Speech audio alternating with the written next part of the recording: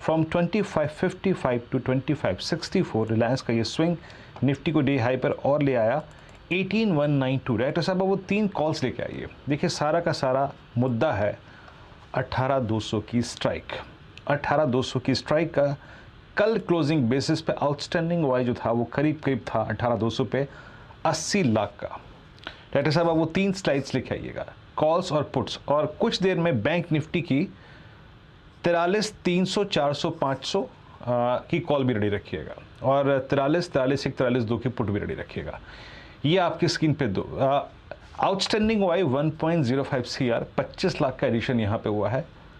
उसके बाद आप एक चीज़ देख रहे होंगे कि बहुत बड़ा कॉल राइटर अगर इंट्राडे में देखें कोई एडिशन नहीं है, तो it's all about fight eight 18,200।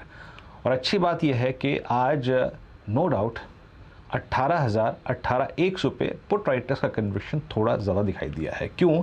क्योंकि पोस्ट 2 जो डिप था, देखिए इस डेटा के मुताबिक मेरे को 18,200 के कटने की एक्सपेक्टेशन अब बहुत स्ट्रॉन्ग लग रही है, क्योंकि फोर्स जो है 18,000 पे 18,100 के पुट राइटर्स पे बहुत स्ट्रॉन्ग है और even that put writer is capitalising on 18 lakh के ओआई के साथ 18,200 की पुट पे फोकस करता हुआ।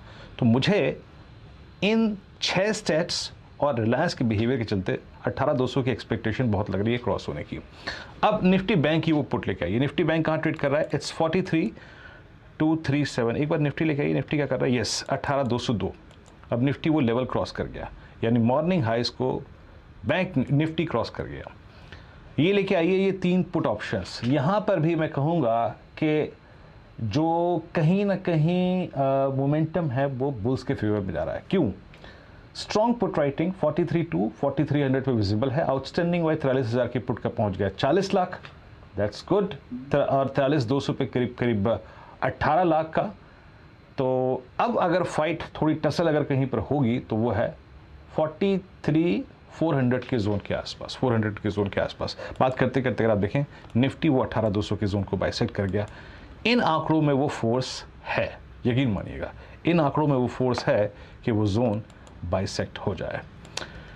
मानस आपका व्यू इस पर, निफ्टी पर इस वक्त? अगर हम ट्रेंड की बात करें तो ट्रेंड तो अभी भी पॉजिटिव बना हुआ है और देखिए ये मार्केट ऐसा है जहां पर आपको हर गिरावट पे खरीदारी करनी है। लेकिन एक रेंज है, अगर हम ऊपर की तरफ देखें तो 18,300 के आसपास, जहां पर 20 डे मूविंग एवरेज है 250 के आसपास, वो एक रेजिस्टेंस जरूर है। लेकिन क्योंकि निफ्टी लगातार 18,000 के आसपास सपोर्ट ले रहा है, तो जब तक 18,000 के ऊपर ट्रेड करता रहेगा हर गिरावट पे खरीदारी करने की राय रहेगी। इंतजार केवल यही करना है कि 20 डे जब मूविंग एवरेज ब्रेक होंगे तो आपको कम से कम 300 पॉइंट का तेजी देखने को मिलेगी और उसके इस पे 18,600 के आपको टारगेट सेट करने हैं। तो ट्रेंड पॉजिटिव है, इसलिए आप अपनी पोजीशन में बने रह सकते हैं, गिरावट पे खरीदारी कर सकते हैं और 18,000 के स्टॉप लॉस रख सकते हैं। याद रखिएगा 18,200 और 18,250, ये 50 पॉइंट बहुत क्रिटिकल हैं। 200 पे आपका कॉल राइटर और साथ ही साथ डायरेक्टर साहब अगर आपके लिए पॉसिबल हो तो प्लीज़ निफ्टी के कैंडलस्टिक चार्ट पे ड्रॉ करके दिखा दीजिएगा 20 डे एक्सपोनेंशियल मूविंग एवरेज, ताकि व्यूअर्स नोट भी कर लें। याद रखिएगा 20 डे एक्सपोनेंशियल मूविंग एवरेज आता है अब करीब करीब 18,245 के जोन में।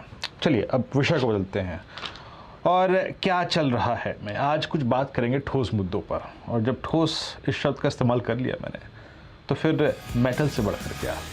सुमित, आजकल मेरी और सुमित की तरंगें मिल रही हैं क्योंकि सुमित भी दिल्ली में है, ठंड भी एक साथ झेल रहे हैं और खबरें भी अगर आप देखें अब एक साथ ही बात कर लेते हैं उस पर। सुमित गुड आफ्टरनून, बताइए मेटल्स में इतनी मजबूती क्यों? देखिए ये